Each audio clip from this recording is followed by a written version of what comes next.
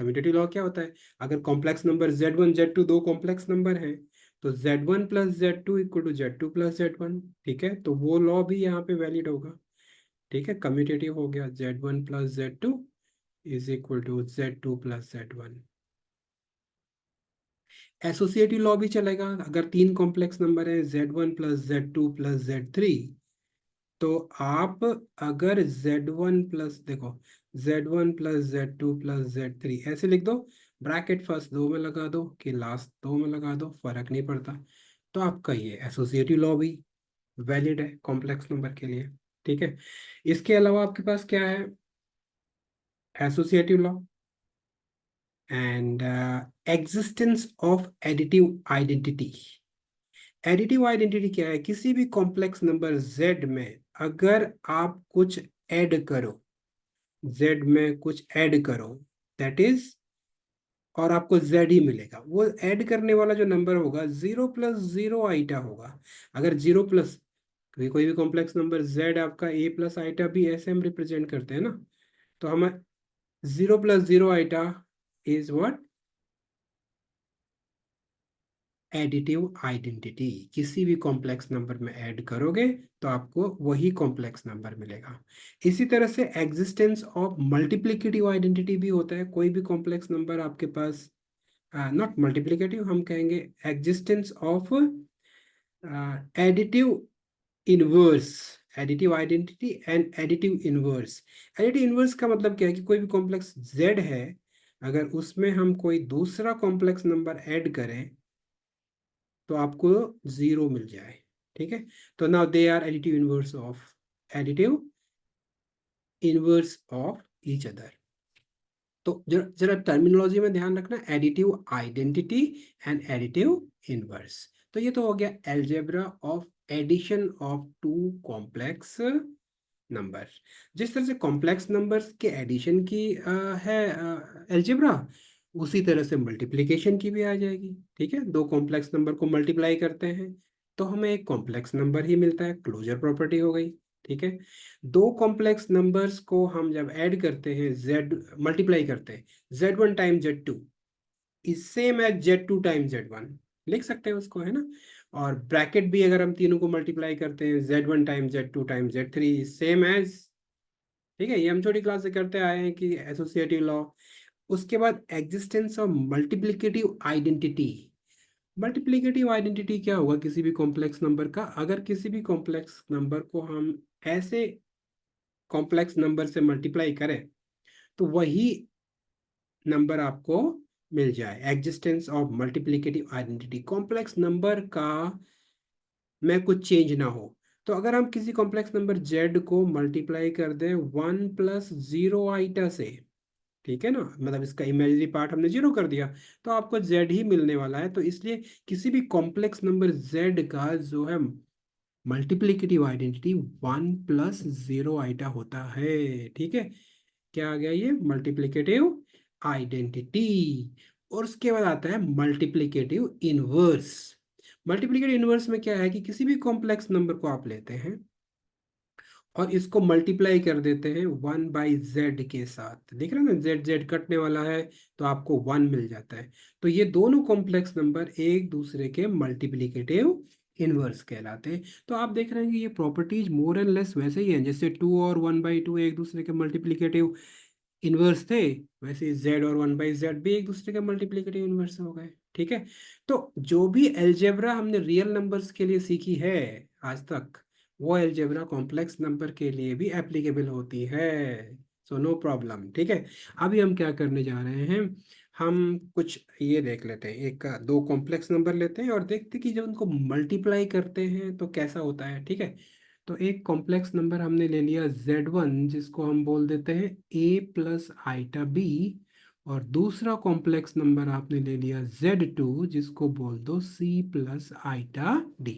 अच्छा देखो बच्चों, डिस्ट्रीब्यूटिव लॉ भी उसी तरह से लगता रहेगा जैसे रियल नंबर्स में अदरवाइज लगता था। ठीक है, अब अगर आपको Z1 प्लस Z2 ऐड करना है, क्या ये हमने सीख लिया था, Z1 प्लस Z2, पहले प्लस का दिखा देते हैं फिर मल्टीप्लाई का दिखाएंगे। ठीक है, तो कुछ नहीं करना बेटा, आपको रियल नंबर को रियल के साथ ऐड कर देना है, तो मतलब ए प्लस सी एक साथ आ गया, and plus iota times, iota दोनों में है ना, बी और डी में, बी प्लस डी।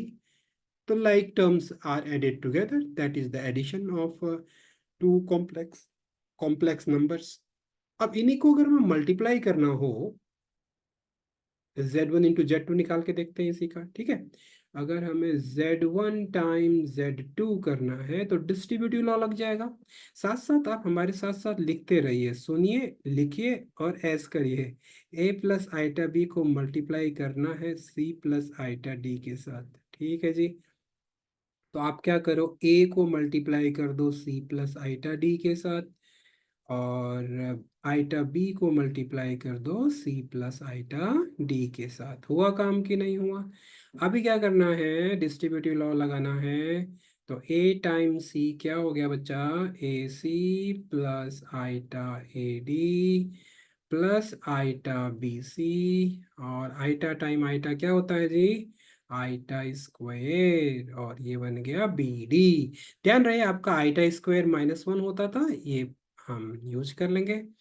तो आपको क्या मिल रहा है, ये ए सी यहाँ पर, ठीक है, और ये -1 हो जाएगा तो ये माइनस बी डी हो जाएगा फिर, है ना, माइनस बी डी, और प्लस आइटा टाइम्स, और आपका इधर A D plus B C, ठीक है।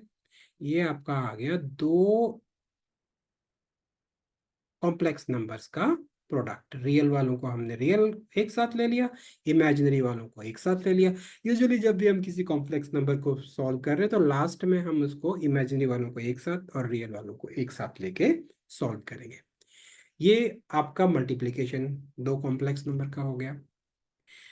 दो कॉम्प्लेक्स नंबर का जैसे हमने मल्टीप्लिकेशन किया, वैसे ही इनका डिवीजन, जैसे हमने अभी इनवर्स की बात करी थी ना, वो जेड और 1/z। देखो डिवीजन थोड़ा इंटरेस्टिंग है। 1/z कैसे निकालेंगे, ये शानदार है थोड़ा, क्योंकि अगर आपके पास z कोई कॉम्प्लेक्स नंबर है जिसका वैल्यू है a प्लस आइटा बी, और आपको निकालना है 1/z, इसका मल्टीप्लिकेटिव इनवर्स निकालिए। तो मल्टीप्लिकेटिव इनवर्स हम लिख देंगे, ये तो भैया इतना होना चाहिए, ठीक है। लेकिन हम क्या है कि डिनोमिनेटर को थोड़ा रेशनलाइज करना चाहते हैं। कॉम्प्लेक्स नंबर को ए प्लस आइटा बी या ए माइनस आइटा बी इस फॉर्म में लिखें। इसका जो रेशनलाइजिंग फैक्टर है ना, देख पा रहे हैं आप रेशनलाइजिंग फैक्टर क्या होगा, यहाँ पे हम साइन चेंज कर देंगे। ए, क्योंकि हमें कौन सी आइडेंटिटी लगानी है, ए प्लस बी टाइम्स ए माइनस बी। याद है कि नहीं है आइडेंटिटी, जो कि होती है A square minus B square. ये लगने से हमारा डिनोमिनेटर रैशनलाइज हो जाएगा। तो हम क्या कर रहे हैं, ए माइनस आइटा बी से ऊपर मल्टीप्लाई कर दिया, और ए माइनस आइटा बी से नीचे भी मल्टीप्लाई कर दिया। अब देखिए 1/z की वैल्यू आपको मिल गई है। नीचे देखो ए स्क्वायर माइनस बी स्क्वायर हो जाएगा, ए स्क्वायर माइनस हमारा बी जो है वो आइटा बी है, आइटा बी का स्क्वायर करेंगे तो आइटा का भी स्क्वायर होगा, बी का भी स्क्वायर होगा, और न्यूमरेटर में A minus eta B, one time anything is that thing only, right. अब ध्यान से देखिए, ए माइनस आइटा बी हमारा ऐसा ही रह जाएगा, और नीचे आने वाला है A square minus eta square B square, minus eta square B square. तो बच्चे देखो आइटा स्क्वायर तो -1 होता है, अभी हमने ऊपर लिखा भी था। तो हम क्या करने वाले हैं, इसको हटा के यहाँ पे डायरेक्टली लिख देने वाले हैं प्लस बी स्क्वायर। तो ये हमारा वैल्यू आ गया 1/z का। यूजुअली क्या होता है कि फाइनली वो कहते हैं, कई बार कहते हैं कि जी आंसर को ए प्लस आइटा बी के फॉर्म में लिखो। तो आपका जो यहाँ पे इसका जो मल्टीप्लिकेटिव इनवर्स आ रहा है 1/z, इसको हम z⁻⁻1 ऐसे भी बोलते हैं, है ना। और ये आ रहा है आपका a डिवाइडेड बाई, अगर आप देखें तो नीचे पूरा रियल नंबर आ गया, ए स्क्वायर प्लस बी स्क्वायर, ठीक है जी। और माइनस आइटा बी वाले को हमने अलग कर दिया, और इसके नीचे भी ए स्क्वायर प्लस बी स्क्वायर ऐसा लिखा जा सकता है। तो आपका 1/z ये चीज आ गया, ठीक है, that is multiplicative inverse of a complex number. Distributive law को भी एक बार आप लिख लो। देखो डिस्ट्रीब्यूटिव लॉ जो हमारे रियल नंबर्स के लिए होते थे ना, तो कॉम्प्लेक्स नंबर्स के लिए भी वैलिड है। मतलब अगर आपके पास तीन कॉम्प्लेक्स नंबर हैं, कोई भी Z1 times Z2 plus Z3, तो या तो Z2 प्लस Z3 को ऐड करके उसके बाद इसको मल्टीप्लाई कर दो, और या आप उसको ऐसे भी लिख सकते हो Z1 टाइम्स Z2 और प्लस ये Z1 इस पे डिस्ट्रीब्यूट हो गया, ठीक है, Z1 टाइम Z3। तो ये भी आपका रूल ट्रू है, और उससे फर्क नहीं पड़ता कि ये आपका, जैसे ऐसे भी हो सकता ना कि जो नंबर स्टार्टिंग में है या लास्ट में, फर्क नहीं पड़ता।